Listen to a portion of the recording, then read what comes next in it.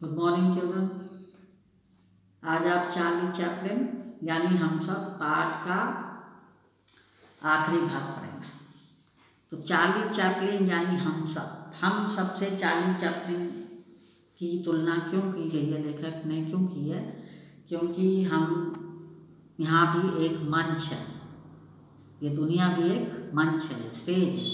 यहाँ पर हम तरह तरह के अभिनय द्वारा हम अभिनय तो करते हैं, एक्टिंग ही तो करते हैं, और हम अपने अभिनय करते हैं। सब लोग अपने अपने अभिनय कर रहे हैं और यहाँ से एक दिन चले जाएंगे, मतलब हमारी मृत्यु हो जाएगी। तो सबके अपने अपने अभिनय हैं। इस मंच पर सब अपने अपने अभिनय द्वारा प्रदर्शन करते हैं और एक्टिंग ही कह लीजिए उसको। जीवन में सुख भी आते हैं, दुख भी आते हैं। कभी अच्छी हंसने की घटनाएं घटती हैं तो हम हंसते हैं, रोने वाली होती है तो रोते हैं। तो ये अभिनय तो है। तो ऐसे ही हम तरह तरह के अभिनय करके अपनी ज़िंदगी को काटते हैं और फिर एक दिन चले जाते हैं। तो इसलिए चार्ली चैपलिन से लेखक ने हम सब लोगों की तुलना की है, इसलिए इस पाठ का नाम ऐसे रखा है। तो लेखक ने चार्ली के माध्यम से सबको ये बता दिया कि किसी कलाकार में करुणा एवं हास्य की भावना का पाया जाना उसकी श्रेष्ठता को दर्शाता है। यदि किसी मनुष्य के अंदर हास्य भी है और करुणा भी है और दोनों भावनाएं उसके अंदर है तो वह किसी श्रेष्ठ व्यक्ति से कम नहीं है। तो मानव जीवन में भी करुणा यदि हास्य में बदल जाए तो मनुष्य अपने संतापों को दूर कर सकता है। संताप कहते हैं कष्टों को। तो चार्ली का हास्य कब करुणा में बदल जाएगा और कब करुणा हास्य में बदल जाएगी जाना ही नहीं जा सकता। मतलब इस तरह की उनकी फिल्में हैं। चार्ली के इसी अभारतीय सौंदर्य शास्त्र से प्रभावित होकर राज कपूर ने आवारा फिल्म बनाई थी। क्योंकि चार्ली विदेशी होते हुए भी हर संस्कृति को अपनाते थे, तो राज कपूर ने आवारा फिल्म बनाई उनकी देखा देखी चार्ली की तरह, जो वास्तव में द ट्रैप का अनुवाद है।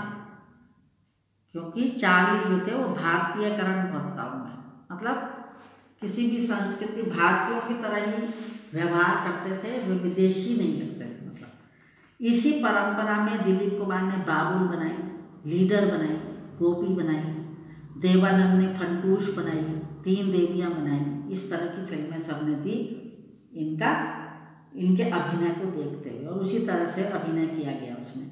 आज जब किसी नायक की झाड़ू से पिटाई होती दिखती है तो चार्ली चैपलिन की याद आ जाती है।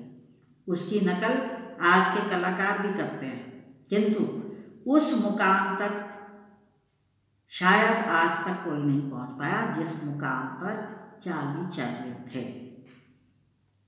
कोशिश करते हैं सब वैसा बनने की, लेकिन कर नहीं पाते।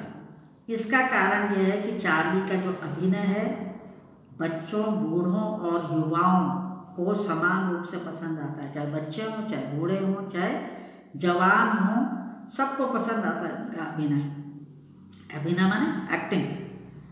सार्वभौमिकता, सदैव चिर युवा दिखना, मानवीय स्वरूप अधिक व किसी भी संस्कृति के लिए विदेशी नहीं लगना आदि चार्ली की विशेषताएं हैं।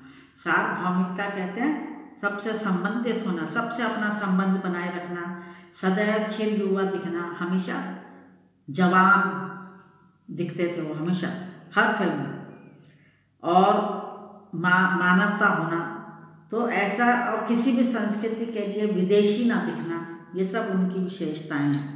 तो चार्ली में सबको अपना प्रतिबिंब दिखाई देता है, अपनी परछाई दिखाई देती है। भारतीय समाज में केवल होली का अवसर ऐसा है जो अपने ऊपर हंसने का अवसर देता है।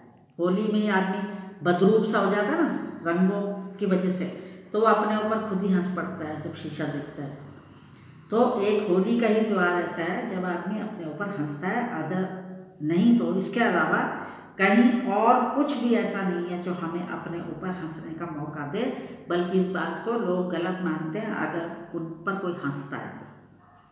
चार्ली की यही भूमिका चार्ली को हमेशा जीवित बनाए रखती है कि वे अपने को स्वयं देखकर ही उनको हंसी आती है। तो इस तरह की उनकी आदत थी। भारत में अपने ऊपर हंसने की या स्वयं हास्यास्पद बनने की परंपरा नहीं है। हास्यास्पद कहते हैं हंसी का विषय बनने की परंपरा नहीं है हमारे भारतीयों में, बल्कि बुरा मानते हैं लोग। लेकिन चार्ली स्वयं पर सबसे अधिक हंसता है।